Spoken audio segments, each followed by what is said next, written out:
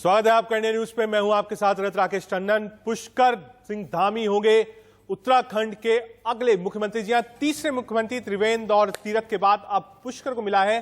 संवैधानिक संकट आ गया था उत्तराखंड में क्योंकि इलेक्शंस हो नहीं सकते थे और तीरथ सिंह रावत जो थे वो नहीं थे, किसी भी हाउस के मेंबर नहीं थे, वहां पर सिर्फ विधानसभा है, एमएलसी का प्रावधान नहीं था। ऐसे में बीजेपी ने यह फैसला किया कि क्योंकि इलेक्शंस नहीं हो सकते हैं इसलिए किसी की सीट खाली ना कराई जाए, इलेक्शंस पर ना जाया जाए। उत्तराखंड के नए सीएम होंगे पुष्कर सिंह धामी। इस वक्त की बड़ी खबर आपको बताएं, कल दिन भर घटनाक्रम चला, उसके बाद यहां से नरेंद्र सिंह तोमर गए थे, 3 बजे बैठक हुई और दोनों पूर्व सीएम्स ने ही प्रस्तावक बने पुष्कर सिंह धामी के और आज ही शपथ भी हो जाएगा।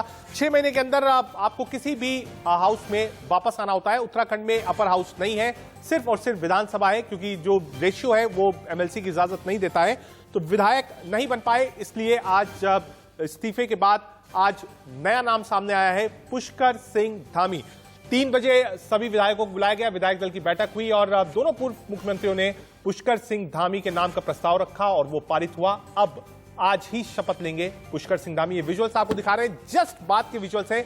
जैसे ही विधायक दल की बैठक खत्म हुई और उनके नाम की घोषणा हुई उसके बाद पुष्कर सिंह धामी और लोग मुबारकबाद दे रहे हैं। मुख्यमंत्री होंगे और तीसरे मुख्यमंत्री होंगे इस पूरे 5 कार्यकाल के। अगले साल उत्तराखंड में भी चुनाव है, उसको देखते हुए कोई भी बड़ी आप कह सकते हैं रिस्क बीजेपी उठाने को तैयार नहीं थी। अगर चुनाव होता भी तो ये संशय था कि कोई सेफ सीट है या नहीं है। और आज बड़ा सवाल यह भी है कि अगर यहां चुनाव नहीं हो पाया है तो बंगाल में क्या होगा। ये एक राजनीतिक मुद्दा और बहस का विषय है। इस पर 1 घंटे लगातार जितने भी आप पॉलिटिकल पार्टीज के यहां से लेकर बंगाल से लेकर उत्तराखंड के लोग हैं उन सबके साथ हम एक साथ चर्चा भी करेंगे। लेकिन फिलहाल आपकी स्क्रीन पर इस वक्त पुष्कर सिंह धामी, जिनको आप देख पा रहे हैं, लोग बुकेस दे रहे हैं, फोटोज खींच रहे हैं, नए मुख्यमंत्री होंगे उत्तराखंड के पुष्कर सिंह धामी।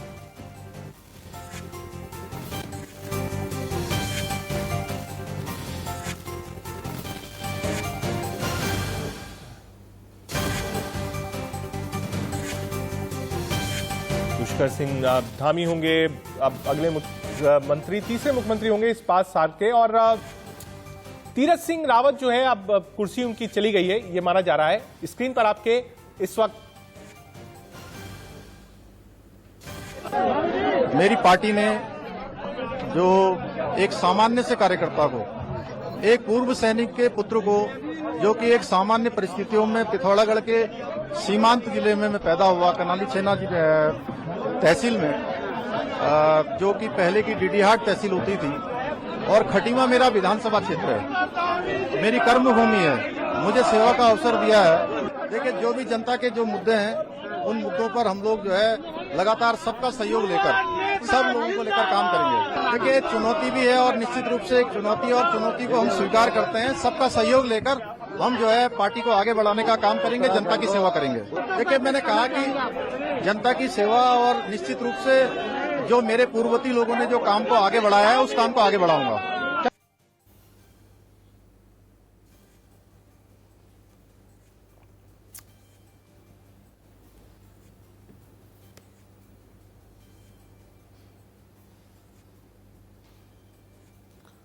आपने सुना, नए मुख्यमंत्री अभी शपथ लेनी है। 6 बजे का समय आया है, जो सूत्र हमें बता रहे हैं कि 6 बजे राजभवन में ही शपथ लेंगे। खटीमा से 2 बार जीते हुए हैं और एक कॉन्स्टिट्यूशनल क्राइसिस था, उसके बाद ये बड़ा फैसला बीजेपी को लेना पड़ा। खुद नरेंद्र सिंह तोमर यहां से देहरादून गए, 3 बजे बैठक हुई और अब पुष्कर सिंह धामी अगले मुख्यमंत्री होंगे 6 बजे के बाद से उत्तराखंड के।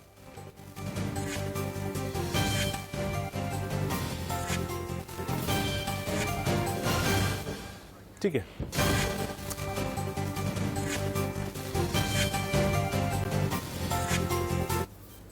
हमारे साथ 2 आप कह सकते हैं इस वक्त प्रवक्ता हमारे साथ हैं। हमारे साथ नेहा जोशी हैं, प्रवक्ता भारतीय जनता पार्टी की, साथ ही साथ अलका लांबा जी हैं, प्रवक्ता कांग्रेस पार्टी की। आप दोनों का बहुत स्वागत है इंडिया न्यूज पर। शुरुआत नेहा जोशी जी आप ही से करता हूं। ऐसी जरूरत क्यों पड़ी? पिछली बार भी जब चूज किया था आपने चीफ मिनिस्टर, जब आपने रिप्लेस किया था, दिक्कत थी आपको वहां पर, तो उस वक्त आपने चूज किया था तो उस वक्त भी ये किसी हाउस के मेंबर नहीं थे, तो ये तो बिल्कुल क्लियर था कि इनको अगर हाउस में आना पड़ेगा क्योंकि अपर हाउस उत्तराखंड में है नहीं। तो क्या पिछली बार की गलती अब सुधारी जा रही है नेहा जोशी? नहीं, देखिए, गलती का यहाँ पे कोई की बात नहीं है। हाँ। यहाँ बात है संवैधानिक संकट सरकार पर आता हुआ दिखाई दे रहा था। सल्ट चुनाव जो था वो एक विकल्प नहीं था, क्योंकि आदरणीय मुख्यमंत्री जी तीरथ सिंह रावत जी उस समय कोरोना संक्रमित हो गए थे शपथ लेने के बाद ही। तो एक जो संवैधानिक संकट भी आया, और एक तरीके से आप देखिए कि उन्होंने बहुत ही मैच्योर डिसीजन लिया, पार्टी ने एक मैच्योर डिसीजन लिया कि एक और उपचुनाव का बोझ जनता पर डालने के बजाय विधायकों में से ही एक नया मुख्यमंत्री चुना गया, एक युवा मुख्यमंत्री चुना गया। नहीं नेहा जी, ये तो पता ही था कि तीरथ जी किसी हाउस के मेंबर नहीं है, वहां पर एक ही हाउस है, अपर हाउस है नहीं, पहली चीज। दूसरी चीज, इनको हाउस में आना पड़ता, ये भी बिल्कुल क्लियरिटी थी। तो जब ये दो क्लियरिटीज थी और अगले साल चुनाव भी होना है, तो क्या ये माना जाए, पहला अगर विधानसभा चुनाव होता भी, आप इलेक्शन कमीशन जाते कि हाँ हमको करना है, तो पहली चीज ये होती कि सेफ सीट। चर्चा दिल्ली में ये भी थी, कोई सेफ सीट नहीं थी। ऐसे में अगर तीरथ सिंह जी अपना ही चुनाव हार जाते तो अगले साल उत्तराखंड में बीजेपी का क्या होता? नेहा जी, आप एक बार सवाल का रिपीट कीजिएगा, थोड़ी सी आवाज कट गई थी। ठीक है, मैं कह रहा हूं ये तो बिल्कुल क्लियरिटी पहले दिन से थी कि तीरथ सिंह रावत हाउस के मेंबर नहीं है। आपने त्रिवेंद्र सिंह जी से उनको रिप्लेस किया, ये बिल्कुल क्लियरिटी थी कि इनको विधानसभा चुनाव लड़वाना ही पड़ेगा। दिल्ली में इस बात की चर्चा थी कि कोई सेफ सीट नहीं थी। हो सकता है अगर आप इलेक्शन कमीशन जाते, वहां चुनाव करा भी लेते बाय इलेक्शन, एक विधायक को इस्तीफा दिला के, तो ये अपना चुनाव हार सकते थे। इसीलिए आपने दो रिस्क उठाने से अच्छा एक बड़ा रिस्क उठाया कि जो व्यक्ति हाउस का मेंबर था उसको आपने मुख्यमंत्री बनाया। नेहा जी, नहीं देखिए, ये विपक्षी पार्टियों द्वारा चलाई गया एक मतलब शिगुफा हो सकता है, लेकिन जहां तक सेफ सीट की बात है, जिस पार्टी को 57 विधायकों का बहुमत प्राप्त हो, उसके लिए हर सीट सेफ होती है। तो चाहे वो गंगोत्री से चुनाव लड़ते, चाहे वो सल्ट से चुनाव लड़ते, जीत तो भारतीय जनता पार्टी की ही होनी थी। मैं तीरथ सिंह रावत जी भी नहीं बोल रही हूँ, मैं कह रही हूँ भारतीय जनता पार्टी की जीत होनी थी, क्योंकि हमारा संगठन चुनाव लड़ता है, व्यक्ति चुनाव नहीं लड़ता है। तो बात ये नहीं थी, सल्ट चुनाव विकल्प नहीं था, क्योंकि वो स्वयं कोरोना संक्रमित हो गए थे। और उसके बाद एक जो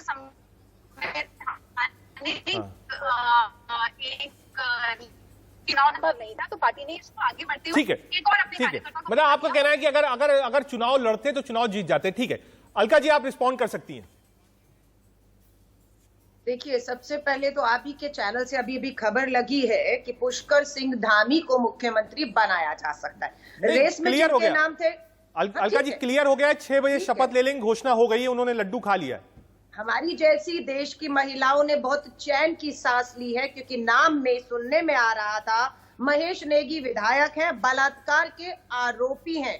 कोर्ट ने डीएनए टेस्ट के लिए बोला, उनका भी नाम चल रहा था। विधायक सुरेश राठौर का बलात्कार के आरोप हैं। पीड़िता भटकती रहीनी की पार्टी की नेता है जिसने आरोप लगाए। मेरी बात सुन लीजिएगा, कोर्ट के कहने पर एफआईआर हुई। थोड़ी तसल्ली है कि पुष्कर सिंह धामी आए हैं, पर पुष्कर सिंह धामी इतने ही अगर योग्य थे तो एक ऐसे शख्स तीरथ सिंह रावत जो विधायक नहीं थे, उन्हें क्या मजबूरी थी आपको मुख्यमंत्री बनाने की? ये साफ है कि 6 महीने में चुनाव लड़ना है। चुनाव लड़ने से ये डर रहे हैं तीरथ सिंह रावत जी, क्योंकि जिस तरह के इनके बयान आए, जिस तरह से इन्होंने 3 महीने में राज्य को बिल्कुल गड्ढे से भी कहते हैं दफन करके मिट्टी डालने का काम किया। ये महाकुंभ और कोरोना महामारी में इनके 3 महीने का काम हमने देख लिया। इसलिए इनका चुनाव लड़ने से आपने सही कहा, एक विधायक भी इनका जाता और मुख्यमंत्री का चेहरा इनका जो था तीरथ सिंह रावत, वो हारते। क्या मजबूरी थी? त्रिवेंद्र सिंह रावत जो मुख्यमंत्री थे, बजट पेश किया, क्योंकि वित्त मंत्री भी वही थे, बजट पेश किया। बजट पे चर्चा के दौरान इतनी क्या जल्दबाजी थी भाजपा की कि उन्हें हटाना पड़ा। और इनका इतिहास बता के बात खत्म करूंगी। आप इनका दिल्ली का इतिहास उठाइए। एक ही टर्म में पहले आए मदन लाल खुराना जी, फिर आए साहब सिंह वर्मा जी, फिर आई सुषमा स्वराज। एक ही टर्म में 3 मुख्यमंत्री। आ जाइए मध्य प्रदेश। एक सेकंड, बात पूरी करने दीजिए। मैं एक बड़े परफेक्स में आज बात करना चाहता हूं। बड़ा ही परफेक्स ले रही हूं ना। मैं इससे आगे निकलना चाहता हूं। किस तरह से 4 राज्यों में सवाल सुन लीजिए मेरा। में 4 मुख्यमंत्री बदल डाले। ठीक है अलका जी, मैं ये समझना चाहता हूं कि आज ठीक है, ये फैसला था, ये फैसला बीजेपी ने था, बीजेपी ने अपना फैसला ले लिया। अब अलका जी, मैं आपसे ये समझना चाहता हूं कि इसका जो ये डायमेंशंस हैं, चुनाव हुआ नहीं है, इसका क्या सीधा सीधा इफेक्ट बंगाल और ममता बनर्जी पर भी पड़ेगा? बिल्कुल। ये जो इन्होंने तमाशा किया ना, हाँ। उत्तराखंड के लोगों की जो इस समय की जरूरतें हैं, महंगाई, बेरोजगारी, कोरोना की तीसरी लहर, कोई परवाह नहीं है। मात्र बंगाल की मुख्यमंत्री को 6 महीने में चुनाव लड़ना है, वहां पर भी एमएलसी नहीं है अपर हाउस, जैसे यहाँ पर एमएलसी नहीं है। अब ये कोरोना की उसमें आड़ में कि आप जो है चुनाव नहीं करा सकते हैं, इसलिए आपने मुख्यमंत्री संवैधानिक संकट बता दिया। ये बंगाल की मुख्यमंत्री को मात्र चुनाव लड़ने से रोक रहे हैं। सॉल्ट की इनकी विधानसभा में उपचुनाव हुआ, क्यों नहीं इन्होंने तीरथ सिंह रावत को उस पर लड़वा दिया, क्यों नहीं लड़वाया, रोके रखा। अब जब तीसरी लहर आने वाली थी, आपको पता है देश के गृह मंत्री, प्रधानमंत्री सब बंगाल के, असम के 5 राज्यों के चुनाव में धुआंधार प्रचार कर रहे थे और हमारे लोग देश तीसरी लहर की तरफ कोरोना की महामारी के बीच ऑक्सीजन से दम तोड़ रहा था। एक सेकंड, आज इन्हें उपचुनाव कराने हैं मुख्यमंत्री की एक सीट पर, उसकी बहाना है नहीं कोरोना है, उपचुनाव नहीं होंगे। अभी तो लहर ठंडी पड़ी हुई है, आप 15 दिन के अंदर प्रोटोकॉल के अंदर चाहे तो चुनाव क्यों नहीं हो सकते हैं। जब पूरे राज्यों के 5 राज्यों के चुनाव महामारी के तीसरी लहर के बीच में हो सकता है, तो शांत है। 2 मुख्यमंत्री उत्तराखंड और आपकी बंगाल की करवा दीजिए प्रोटोकॉल में, मतलब नहीं ये सीधा रिफ्लेक्शन बंगाल का है। ममता बनर्जी चुनाव नहीं लड़ पाएंगी। नेहा जी आप रिस्पॉन्ड करना चाहती थी, नेहा जी जवाब दीजिए। जी सबसे पहले तो मैं ये कहूंगी अलका जी शायद उत्तराखंड की राजनीति से और उत्तराखंड में कांग्रेस का जो हश्र है उससे बहुत ज्यादा परिचित नहीं है। उत्तराखंड में जो पार्टी अपने अस्तित्व की आज लड़ाई लड़ रही है, जहां मुझे तो लग रहा है आपको जो इनके 2 वरिष्ठ नेता हैं, प्रदेश अध्यक्ष है हरीश रावत जी, एक दूसरे के साथ मंच भी साझा करने के लिए तैयार नहीं है, तो इनको तो खुश होना चाहिए ना। अगर इनको लगता है अलका जी एक मिनट, अलका जी के मुख्यमंत्री बनने से, अलका जी 1 मिनट आ रहा हूं, या चुनावी वर्ष में मुख्यमंत्री बदलने से अगर इनको लगता है कि बीजेपी को नुकसान होता है तो इनको तो खुश होना चाहिए। बात ये है कि इनको ये पता है कि भारतीय जनता पार्टी के पास तमाम विकल्प उपलब्ध हैं। भारतीय जनता पार्टी का हर एक विधायक अपने आप में मुख्यमंत्री है, हर एक कार्यकर्ता अपने आप में मुख्यमंत्री है, और इसी विश्वास के साथ हम काम करते आए हैं। तो आज अलका जी जो यहाँ पर बातें कर रही हैं उससे साबित हो रहा है कि छटपटाहट दिख रही है कांग्रेस पार्टी की। 2022 की जो चुनाव है इनके लिए बहुत मुश्किल होने वाले हैं। आपको रोकूंगा नेहा जी, युवा को कमान दे दिया, बिल्कुल ही इनके जो सारे जो भी थोड़े बहुत इनकी संभावनाएं दिख रही थी वो बाहर हो गए। ठीक है, आ रहा हूं अलका जी आपके पास भी आ रहा हूं, नेहा जी आपके पास भी आऊंगा।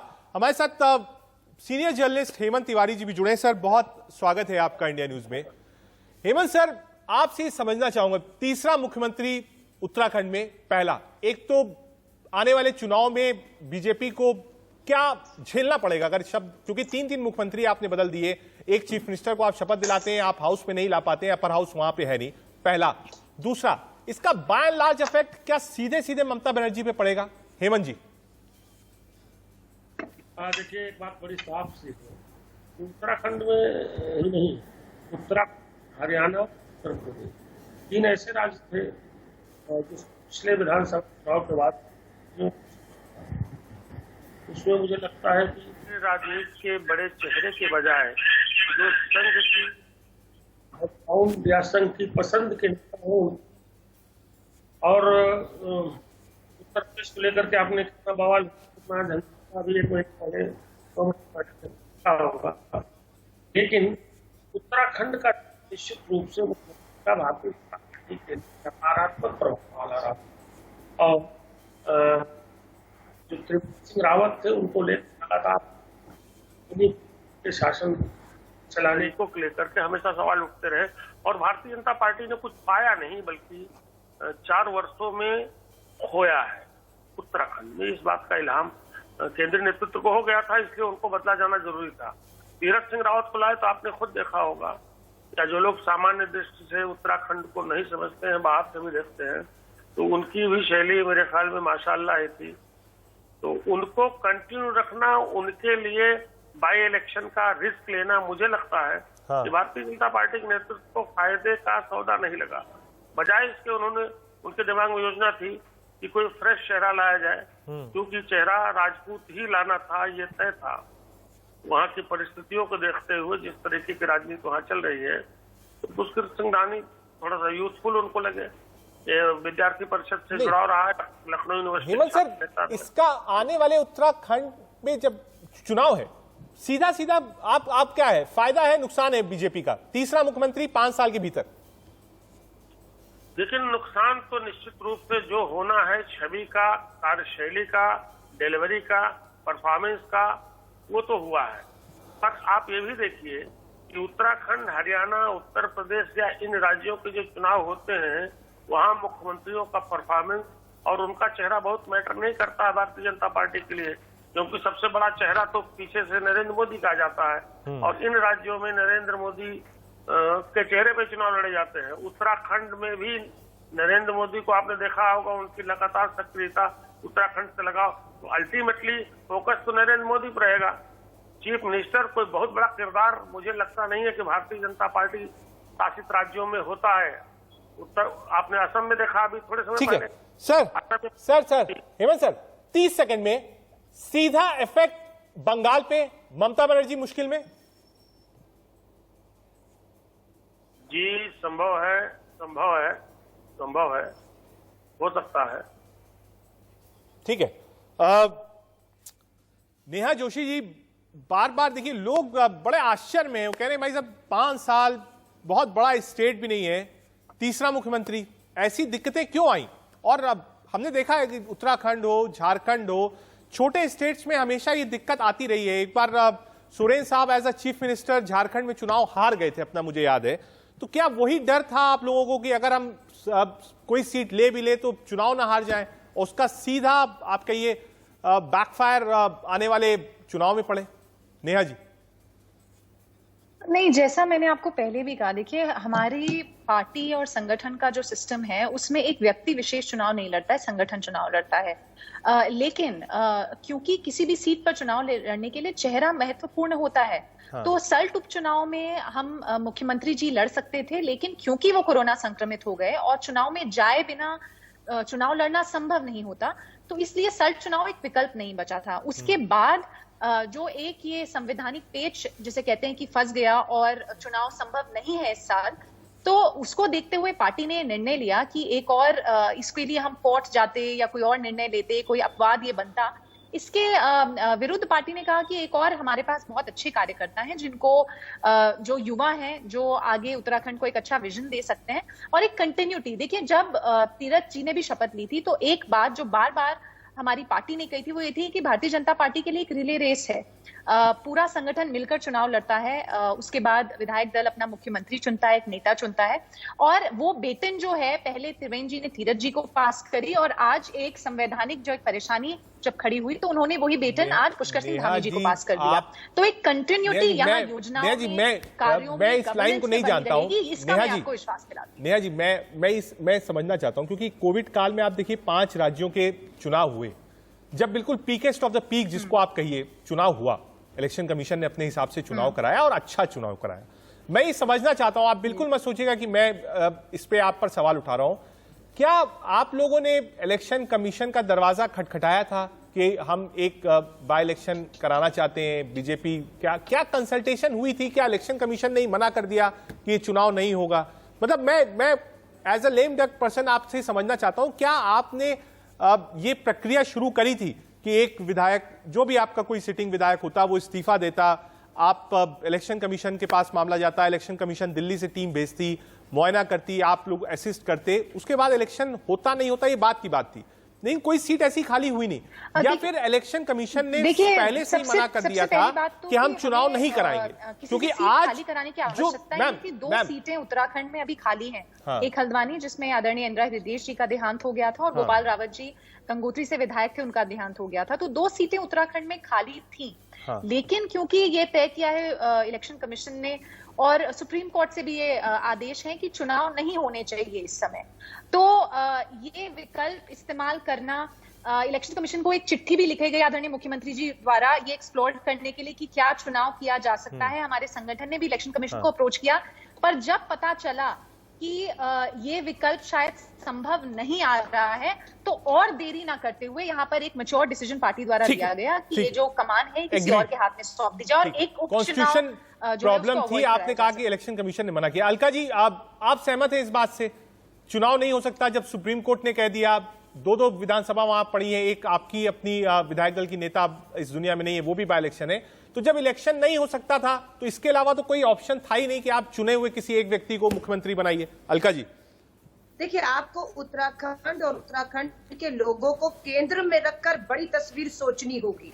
आप समझ रहे हैं, ये इन्होंने जो 4.5 साल में गड्ढे खोदकर पूरे भविष्य को दफन कर दिया है उत्तराखंड के। उसकी ये 6 महीने का ये चेहरा जो अभी आया दोबारा संघ का, इससे कुछ बदलने वाला नहीं है। बेरोजगारी 11% है। प्रधानमंत्री नरेंद्र मोदी जी ने कहा डबल इंजन की सरकार, जुमला 85,000 करोड़ रुपया किसानों का कर्ज माफी का वायदा। 13.5% उत्तराखंड में इनका कर्ज माफी का है, अभी तक कुछ नहीं। महिलाओं को बेटी बचाओ, भाजपा के नेताओं से बेटी बचाना मुश्किल हो चुका है। उत्तराखंड के बारे में जानकारी जुटा के आई है। एक उन्नाव का बचाती रही इनकी स्मृति ईरानी, ये सब मिलकर खामोश हो गए हैं। बीच में बोलने से नहीं चलेगा। ठीक है, एक नया जी 1 मिनट कंप्लीट कर लेंगी। आप भी जब बोल रही थी तो मैंने देखिए हाँ एक बार कंप्लीट कर लेंगी, उसके बाद 2 पार्टीज हैं, कोशिश करेंगे टीएमसी से भी हमसे कोई जुड़े, हम क्योंकि ये मामला देहरादून से बंगाल तक का है। अलका जी कंप्लीट करिए आप। अगर भाजपा की प्रवक्ता नरेंद्र मोदी जी की तरह तानाशाही दिखाते हुए विपक्ष की आवाज दबाएंगी तो इन्हें बोलने नहीं दूंगी, बेनकाब करेंगे। ठीक है, कि उत्तराखंड को केंद्र में रखिए। कोरोना महामारी की तीसरी लहर आ रही है और आपको अपने तीसरे मुख्यमंत्री बनाने की चिंताएं पड़ गई हैं। ठीक है अलका जी, मैं 1 मिनट के लिए सिर्फ आपको रोकूंगा। अलका जी सिर्फ 1 मिनट के लिए आपको रोकूंगा। हमारे साथ सुजाता मंडल जी भी है, नेता टीएमसी, लेकिन हम वापस आएंगे। एक छोटा सा ब्रेक, आप देखते रहिए। ये चर्चा है कि देहरादून में नए मुख्यमंत्री के रूप में विमल साहब शपथ लेंगे, साथ ही साथ इसका बड़ा पर्सपेक्टिव क्या होगा। क्या ममता बनर्जी भी चुनाव नहीं लड़ पाएंगी? क्या वहां पर भी एक नया मुख्यमंत्री जो चुना हुआ है, क्योंकि ममता चुनाव हार गई थी, होगा? ये बड़ी बहस जारी रहेगी। आप देखते रहिए इंडियन न्यूज़।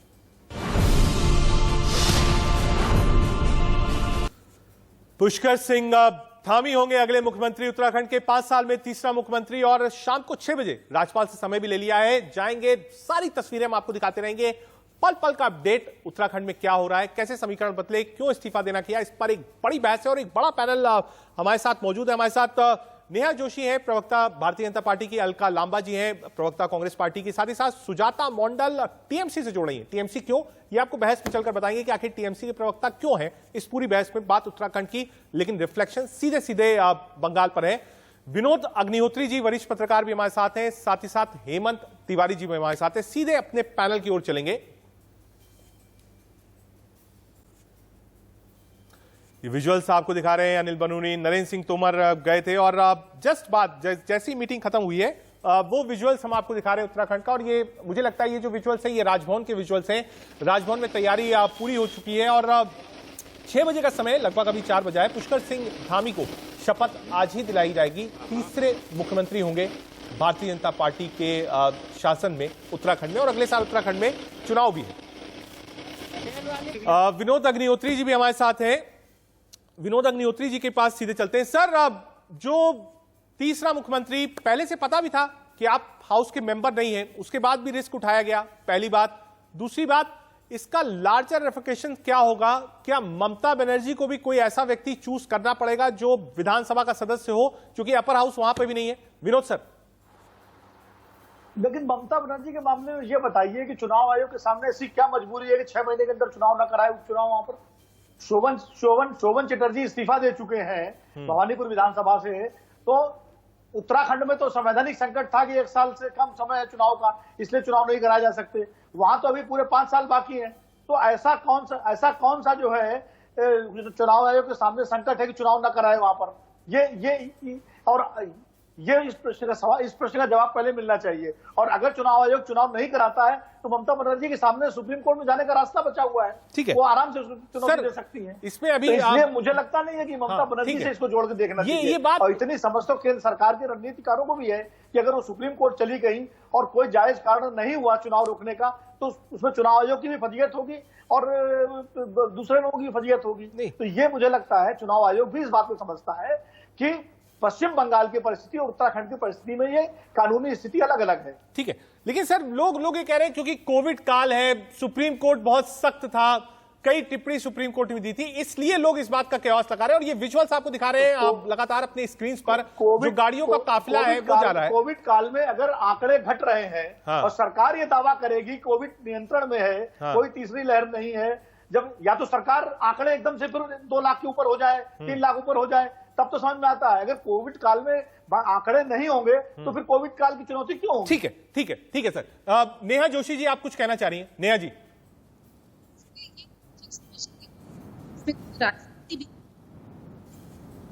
अगर घट रहे हैं तो चुनाव करा दिए जाएं, 5 राज्यों में जब चुनाव हुए थे तो यही विश्लेषक, यही विपक्ष के लोग कह रहे थे कि चुनाव नहीं होने चाहिए थे, जबकि जोर शोर से पूरे चुनाव में पार्टिसिपेशन भी रहा, लेकिन सारा ठीक रहा, नरेंद्र मोदी जी के सर पे फोड़ने की कोशिश की गई, जबकि इलेक्शन कमीशन का डिसीजन था कि कब चुनाव कराने हैं, कब नहीं कराने हैं, कितने फेज में कराने हैं।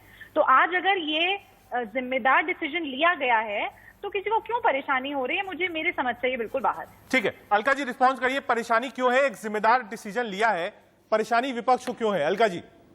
अभी आपने तस्वीरें देखी भाजपा के मुख्यालय पर, दोबारा दिखाइए, कितनों के मुंह पे मास्क पूरी तरह ढंग से लगाए, कितनी सामाजिक दूरी एक दूसरे से रखी गई है ना। ये सब हवाले जब 5 राज्यों के चुनाव थे, तीसरी लहर पीक पर थी, धज्जियां उड़ाई जा रही थी, अदालत बैठी थी, तब याद नहीं आया अपनी निकामी विफलता निकम्मेपन छुपाने के लिए अब ये कह रहे हैं कि कोरोना काल। और बिल्कुल आपके एक प्रवक्ता ने सही कहा है, कोर्ट जाना पड़ा तो इन्हें मुंह की खानी पड़ेगी, ये बच नहीं सकते। और सही का बंगाल से इसको नहीं मिलाकर देखना चाहिए। जब बंगाल में 8 चरण के चुनाव हुए तब भी आरोप लगा 8 चरणों के चुनाव भाजपा के कहने पर कराए जा रहे हैं। ठीक है, और अलका जी मैं एक सवाल आपसे ये समझना चाहता हूँ, भी दिया गया। अलका जी मैं ये समझना चाहता हूँ, देखिए अगर इलेक्शंस होता इस समय तो ये बिल्कुल 2 लाइन विपक्ष की बिल्कुल सेट रहती। पहला, आपने ऐसा आदमी क्यों चुना जो हाउस का मेंबर नहीं था? दूसरा, कोविड काल में ऑक्सीजन नहीं थी, कोविड काल में मेडिसिन नहीं थी, आईसीयूज नहीं थे, और आज आप इलेक्शन करा रहे हैं। आपको तो खुश होना चाहिए। अलका जी, अलका जी सवाल पूरा कर लीजिए। अलका जी सवाल भाई, विपक्ष को तो देखिए, विपक्ष को तो एक अच्छा मुद्दा मिला है, मतलब कोई भी पॉलिटिकल पार्टी जो विपक्ष में होगी और प्रमुखता आप उत्तराखंड में है तो आप तो स्वागत करिए। आप तो कह सकती है कि देखिए एक कार्यकाल था 5 साल का और 3 बार मुख्यमंत्री बदलना पड़ा, आपको तो स्वागत करना चाहिए था। अलका जी नहीं, देखिए हमने अपनी राजनीति को परे रखा हुआ है। उत्तराखंड के लोगों की जिंदगियों की बात है, बेरोजगारी की बात है, भुखमरी की बात है, महंगाई की बात है, और वहां पर उन्हें राहत देने की बजाय ये इनका खेल, इनका तमाशा कुर्सी बदलने का चल रहा है। मात्र 3 महीने में तीसरा मुख्यमंत्री, मार्च से अभी तक तीसरा मुख्यमंत्री दे रहे हैं। इन्हें नहीं मालूम था कि 57 आपके विधायक हैं, उनमें कोई भी ऐसा सक्षम काबिल नहीं था जिन्हें आप तीरथ सिंह रावत जी की जगह मुख्यमंत्री बना पाते। आपको ये तमाशे के दोषी आप हैं और भुगतना पूरा उत्तराखंड को पड़ रहा है। इससे बचा जा सकता था, लेकिन इन्होंने बचने की बजाय कार्ड खेले कि 6 महीने में जो चुनाव आना है उत्तराखंड का, उसमें इनकी नैया पार कौन लगा सकता है। तो एक म्यूजिकल चेयर की तरह इसको बिठाइए, उसको उठाइए, इसको बिठाइए, उसको उठाइए, ये तमाशे चल रहे। कोई गारंटी नहीं दिमाग भी चल पाएंगे इनके, जो अभी के जिनको शपथ दिलवा रहे 3 महीने में पता लगे वो भी लुढ़क लिए हैं, क्या गारंटी है इनकी। तो मुझे लगता है उत्तर प्रदेश की जनता को सेंट्रिक केंद्र में रखते हुए इस समय राहत देने की बात होनी चाहिए, लेकिन इन्हें सिर्फ अपनी सत्ता, कुर्सी और इस तरह के जो संकट पैदा संवैधानिक इनकी वजह से हुआ, जिसकी कसूरवार ना तो कांग्रेस है और ना उत्तराखंड के लोग हैं। ठीक है, विनोद अग्निहोत्री सर, आने वाला जो चुनाव है 3 मुख्यमंत्री, आप मान सकते हैं एडवांटेज ऑपोजिशन होगा उत्तराखंड में? देखिए, पहले तो एक बात मैं स्पष्ट कर दूं कि उत्तराखंड में उपचुनाव कोविड की वजह से नहीं हो रहे हैं। संवैधानिक बाध्यता यह है कि पीपुल्स रिप्रेजेंटेटिव एक्ट के अंतर्गत यह व्यवस्था है कि अगर 1 साल से कम कार्यकाल बाकी हो तो उपचुनाव की कोई आवश्यकता नहीं है। ये मुख्य मुद्दा है। इसलिए साल्ट का चुनाव अभी कोविड काल में ही हुआ है, उपचुनाव वहां पर उत्तराखंड में, तो इसलिए इससे मत जोड़िए। दूसरी बात यह है कि ये जो बार-बार मुख्यमंत्री बदलने का प्रयोग है, ये तो भारतीय जनता पार्टी के नेताओं ने तय किया होगा कि भाई तीरथ सिंह से नैया पार नहीं होगी तो पुष्कर सिंह को ले आइए। लेकिन निश्चित रूप से विपक्ष को एक बड़ा मुद्दा मिल गया है। आपने देखा नहीं, अलका जी ने भी किस तरह से ललकारा, उन्होंने किस तरह से जो है उसको मुद्दा बनाया। आज सुबह कांग्रेस के नेताओं ने, हरीश रावत जी ने और तमाम नेताओं ने प्रेस कॉन्फ्रेंस करके कहा कि तीरथ सिंह जी और त्रिवेंद्र सिंह जी भले आदमी है, लेकिन भाजपा ने उनको चौराहे पर ला दिया। एक लंबी चौड़ी प्रेस कॉन्फ्रेंस थी सर, और जितना उत्तराखंड का जितना भी कांग्रेस का नेता था आज वो दिल्ली में सुबह 9 बजे था प्रेस कॉन्फ्रेंस करने के लिए। बनाई गई उत्तर प्रदेश में कल्याण सिंह के बाद राम प्रकाश गुप्ता लाए गए, फिर राजनाथ सिंह लाए गए, लेकिन वहां नहीं चला। तो ये इसलिए मुख्यमंत्री बदलना कोई जादू की पुड़िया नहीं है। अब पुष्कर सिंह धामी किस तरह आगे 6 महीनों में काम करते हैं और पुरानी सरकारों की जो क्या कर लेंगे 6 महीने में, कैसे ढकते हैं, उस पर निर्भर करेगा। ठीक है सर, आ रहा हूं। हेमंत सर आपके पास भी आऊंगा। 4.5 साल के गड्ढे 6 महीने में नहीं भर पाएंगे। सुजाता मंडल जी भी हैं, टीएमसी नेता। सुजाता जी, जो आज स्थिति यहां है, बंगाल में क्या चर्चा है? क्या बंगाल में लोग ये कह रहे हैं कि ममता दीदी को भी एक नया कोई अपना सिपे सलार चुनना पड़ेगा जो विधायक हो, क्योंकि अब हो सकता है वहां पर भी चुनाव ना हो। हालांकि विनोद अग्निहोत्री जी ने पहली लाइन में उसको खारिज किया है, लेकिन ओपन सवाल जो आज पॉलिटिक्स का चल रहा है वो यही चल रहा है कि अगर उत्तराखंड में चुनाव नहीं तो बंगाल में चुनाव कैसे होगा? क्या करेंगी दीदी सुजाता मंडल जी? देखिए, पहले तो मैं एक ही बात बोलना चाहती हूँ कि वेस्ट बंगाल एक बहुत बड़ा स्टेट है और उसका चीफ मिनिस्टर है एक ममता बनर्जी जैसा एक बहुत दिन का लड़ाकू एक मतलब चीफ मिनिस्टर। और आपका जो बोलते हैं उत्तराखंड वो अलग स्टेट है। उत्तराखंड का स्थिति ऐसा खराब हुआ इसके लिए भाजपा खुद जिम्मेदार है। पहले क्यों एक सोची समझे करके एक अच्छा सा एक मतलब जनता का वोट से चुन के आया लोगों को क्यों नहीं चीफ मिनिस्टर बनाया? इसलिए ऐसा हालत हुआ वीरभद्र का उत्तराखंड का। लेकिन आप लोग निश्चिंत रहिए कि बंगाल के साथ ऐसा नहीं होगा। ममता बनर्जी इस चुनाव में नहीं जीता, ठीक है, लेकिन उसका खिलाफ जो खड़ा था वो बीजेपी का कैंडिडेट बहुत गलत तरीका से गंदी तरीका से उसको हराया। वो नहीं तो ममता जी लोगों का जीत गया था, ये आप लोगों को पता था। और सबसे बड़ी बात ममता जी चीफ मिनिस्टर था, चीफ मिनिस्टर है और चीफ मिनिस्टर रहेगा। ठीक है। अब हेमंत तिवारी जी सर आपके पास एक बार आना चाहूंगा, क्योंकि इलेक्शन आप कह दिए अब शुरू ही हो गया है। उत्तराखंड है, उत्तर प्रदेश है, पंजाब है, अब आप कहिए उल्टी गिनती शुरू हो गई है। आज अब से कुछ देर बाद शपथ ले लेंगे तीसरे मुख्यमंत्री पुष्कर सिंह धामी साहब। मुझे लगता है जो हम विजुअल्स आपको दिखा भी रहे थे वो काफिला है और राजभवन जाएंगे, शपथ ले भी लेंगे। ओवरऑल परसेप्शन की जो एक बैटल होती है, क्या उसमें बीजेपी पिछड़ जाएगी? क्योंकि वक्त बहुत कम है। पुष्कर सिंह धामी साहब कितना काम कर पाएंगे, कितनी योजनाएं लागू कर पाएंगे, देखते ही देखते आचार संहिता लग जाएगी। तिवारी जी देखिए, मैंने पहले भी कहा था, फिर कह रहा हूँ कि जो संघ की पसंद के मुख्यमंत्री भारतीय जनता पार्टी शासित राज्यों में आए कितने कामयाब हुए। 4.5 साल त्रिवेंद्र सिंह रावत को देने का क्या मतलब था? इतना विलंब से क्यों समझ में आया? और तीरथ सिंह रावत अगर काबिल थे, या शुरुआती उनके तमाम बयान या कुछ मीटिंग्स, कुछ सेशंस जिसपे उंगलियां उठी, अगर वो खराब नहीं होते, बहुत अच्छे होते, तो जब सल्ट का बाय इलेक्शन हो रहा था तो कोई विधायक इस्तीफा नहीं दे सकता था। ठीक है, तो दे सकता। क्या इनको पता नहीं था तो वहाँ अपर हाउस नहीं है और 6 महीना रह जाएगा विधानसभा कार्यकाल में, तो बिल्कुल किसी कीमत पर बाय इलेक्शन नहीं होगा। ये कॉन्स्टिट्यूशनल व्यवस्था है, ये पता था। पुष्कर सिंह धामी को लाने के पीछे भी कारण है। कारण अगर लाना चाहते तो ऋतु खंडोरी भी थी, वो भी यंग फ्रेश चेहरा। पुष्कर सिंह धामी एबीवीपी के रहे और बल्कि विनोद अग्निहोत्री जी और हम लोग जब लखनऊ में रिपोर्टिंग करते थे तो पुष्कर धामी बहुत सामान्य छात्र नेता हुआ करते थे, विद्यार्थी परिषद के कार्यकर्ता लखनऊ विश्वविद्यालय से। एक बड़ा सवाल, बहुत बड़ी बात कही है अग्निहोत्री जी ने, जो उन्होंने पहली मरतबा, ये देखिए बड़ी लॉजिकल बात कही है, लेकिन मैं एक बात इसको स्पष्ट करना चाहूंगा जो मेरा अपना मंतव्य, मेरी अपनी सोच है। देखिए, आज स्थिति में भारतीय जनता पार्टी का अगर कोई सबसे बड़ा पॉलिटिकल राइवल है तो कांग्रेस वगैरह कोई नहीं, वो ममता बनर्जी है। इसमें शक नहीं कि वहां चुनाव में कोई ऐसी संवैधानिक बाध्यता नहीं है कि बाई इलेक्शन न हो। एक चांस है, चांस कोविड का है, तीसरी लहर का है। भारतीय जनता पार्टी बड़ा कैलकुलेटेड हिसाब से चलती है।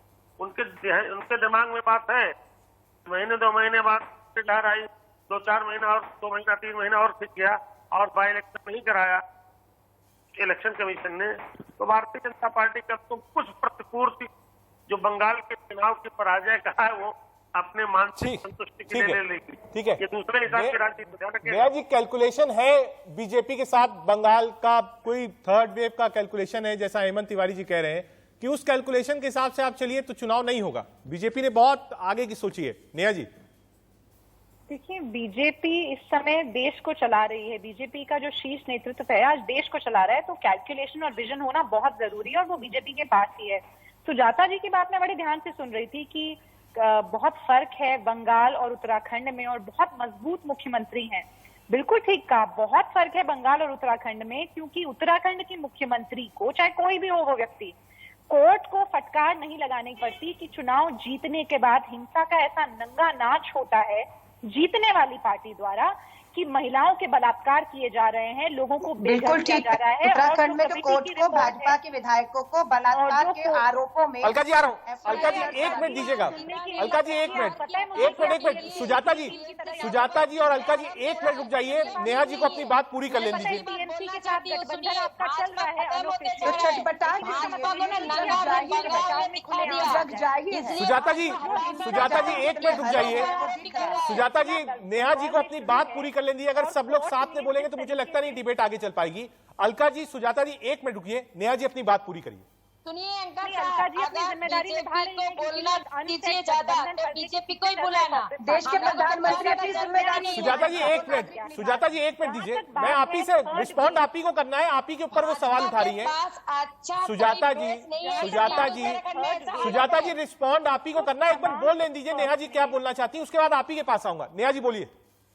देखिए, और जहां तक बात है थर्ड वेव की, तो ये भारतीय जनता पार्टी नहीं कह रही है, ये तमाम एक्सपर्ट्स कह रहे हैं, जो एक्सपर्ट पैनल फोर्ट द्वारा बनाए गए हैं वो भी कह रहे हैं कि अगस्त सितंबर में तीसरी लहर एक आ सकती है, और खासकर बच्चों के लिए जो डेंजरस हो सकती है। तो ऐसे समय में एक जिम्मेदार पार्टी होते हुए पार्टी ने ये निर्णय लिया कि ये चुनाव होना बहुत जरूरी नहीं है, हमारे पास कोई प्रतिनिधियों की कमी नहीं है, हमारे पास 56 विधायक हैं, हम किसी को भी बना सकते हैं। तो आज अगर पार्टी ने ये डिसीजन लिया है, और अगर कांग्रेस पार्टी को इतनी खुशी हो रही है, इनके पास तो खैर कोई भी नेता नहीं है यहाँ पे, पर इतनी खुशी हो रही है तो उसका आ रहा हूँ अलका जी 1 मिनट आ रहा हूँ, अलका जी 1 मिनट आ रहा हूँ, नेहा जी कंप्लीट कर लीजिए। हमारे यहाँ ये सिस्टम नहीं है कि एक मुख्यमंत्री आए गए और दूसरे आए तो वो उनकी योजनाओं को पलटने में लग गए। चीफ मिनिस्टर मरकजी रहेगा, कुर्सी बदलने का जितना भी कोशिश करे, हमारी पार्टी एक विजन के साथ काम करती ठीक है, ठीक है, विजन की बात आपने कही है, ठीक है, सुजाता जी आऊंगा, आगे लेकर जाएगा। ठीक है, सुजाता जी आऊंगा। अलका जी जवाब दीजिए, आप कुछ कह रही थी। मैं सिर्फ विनोद अग्निहोत्री जी बहुत वरिष्ठ पत्रकार बैठे हैं, इन्हीं से पूछ लीजिएगा क्या ये एक्सपेरिमेंट मुख्यमंत्री की कुर्सी के साथ भाजपा संघ पहली बार कर रहा है। अगर विनोद जी से पूछेंगे वो आपको बता देंगे कि मध्य प्रदेश में किस तरह से एक ही कार्यकाल में 3 मुख्यमंत्री बदले, कर्नाटका में किस तरह एक ही कार्यकाल में 3 मुख्यमंत्री बदले, किस तरह दिल्ली के अंदर एक ही कार्यकाल में 3 मुख्यमंत्री बदले, अब उत्तराखंड में 11 साल में 7वां मुख्यमंत्री है। ये मुख्यमंत्री की कुर्सी के साथ प्रयोग करना, अलका जी थोड़ा तो पढ़ लीजिए, इनमें से कई आपके भी हैं जो एक कार्यकाल में पकड़े गए थे। किसान, बेरोजगारी, अलका जी बारे में पढ़ लिया कीजिए। अलका जी उत्तराखंड के परिप्रेक्ष्य से फेमिलियर नहीं है, बस इसमें कई इनके बलात्कारी विधायकों पर खामोश है, महिला प्रवक्ता है, अपने बलात्कारी विधायकों पर एक शब्द बोलने की हिम्मत नहीं है। मुझे शर्म आती है महिला भाजपा प्रवक्ताओं ठीक है, जो कुलदीप पुष्कर धामी की पत्नी कुछ कह रही हैं, एक बार आपको सुनवाते हैं पुष्कर धामी की वाइफ क्या कुछ कह रही है। पार्टी संगठन ने, पार्टी हाईकमान ने उन्हें ये दायित्व सौंपा है, और मैं ये भी कहना चाहूँगी जो भी इनको जिम्मेदारी मिली है उस जिम्मेदारी को बखूबी निभाते हुए अपनी जो भी जिम्मेदारियां हैं उनसे ऊपर उठ करके वो कार्य करेंगे। और क्योंकि एक बहुत ही सामान्य परिवार में वो उन्होंने जन्म लिया है, और सारी समस्याओं को उन्होंने बहुत नज़दीकियों से देखा है, अपनी क्षेत्र की जनता की समस्याओं को, तो जो है जो भी कार्य करेंगे बहुत बखूबी मैं समझती हूँ कि वो निभाएंगे उसे। क्या कहेंगे, समय भी कम बचा है और अगले चुनाव में तो एक नया चेहरा भी पार्टी ने दांव खेला है इस पर, तो क्या कुछ कहना चाहती हैं इस पर भी? देखिए, अब समय तो बहुत कम है, लेकिन मैं समझती हूँ कि जितना भी समय है उसमें वो पूरी लगन और मेहनत से जितना भी उनसे हो सकेगा पूरी मेहनत से वो अपने क्षेत्र, अपने प्रदेश के लिए कार्य करेंगे, उसको आगे बढ़ाने के लिए कार्य करेंगे। विधायक मंत्री बन गया तो क्या समय मिल पाएगा कि घर वालों को भी, क्या कुछ कहना चाहती हैं इस पर? देखिए, समय तो जो है उन्होंने हमें ज़्यादा नहीं दे पाते थे, क्योंकि क्षेत्र की जिम्मेदारियां थी, और उन्होंने अपनी क्षेत्र की जनता को ज़्यादा जो है उनके कार्यों में लगे रहे, क्योंकि यहाँ जब से वो विधायक बने हैं और उससे पहले की अगर मैं बात करूं, सभी लोग जानते हैं, क्षेत्र की जनता जानती है, जब वो यहाँ से पहली बार विधायक बने थे उससे पहले जो भी यहाँ से विधायक बने थे उन्होंने कभी पीछे मुड़ करके नहीं देखा, लेकिन उनको जो है जो जिम्मेदारी मिली उस पर उन्होंने बहुत मेहनत करी, बहुत ही जो है दिन रात की नींद में कहूँगी उन्होंने खोई अपनी, और रात के 11-12 बजे तक वो जनता के बीच में रहते थे, अपनी समस्या उनकी समस्याओं को सुनते थे, सुबह 6 बजे से जनता के बीच में वो रहते थे, तो जो है ठीक है, अब पुष्कर धामी जी की वाइफ को आप सुन रहे थे और आप साफ को कह रही थी समय कम है लेकिन परफॉर्म करेंगे और बहुत नीचे से उठकर आए हैं। आप सब हमारे साथ थे, नेहा जोशी, सुजाता मंडल, टीएमसी, अलका लांबा प्रवक्ता कांग्रेस, विनोद अग्निहोत्री और हेमंत तिवारी। आज वक्त की थोड़ी कमी थी, आज हमने समझने की कोशिश करी क्या जो तीसरा दांव है बीजेपी का, यानी पुष्कर सिंह धामी साहब, क्या एक बेनिफिट है बीजेपी को बार बार फेस चेंज करने का या फिर बेनिफिट अपोजिशन है, और इसका लार्जर पर्सपेक्टिव यानी लार्जर इफेक्ट क्या ममता के चुनाव पे ही पड़ सकता है? 1 घंटा हमने समझने की कोशिश करी। एक छोटा सा ब्रेक, आप देखते रहिए इंडिया न्यूज।